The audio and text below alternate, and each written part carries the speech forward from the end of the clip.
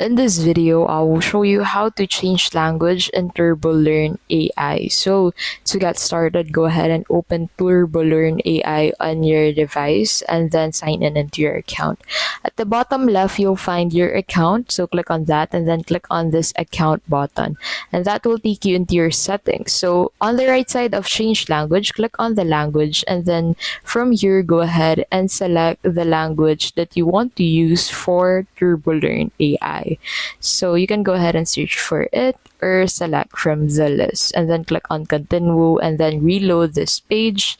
And then as you can see in here, you can only change the language that will be used to generate all of the content, but the general language of the website won't be changed at all. So that's basically how you can change language in TurboLearn AI.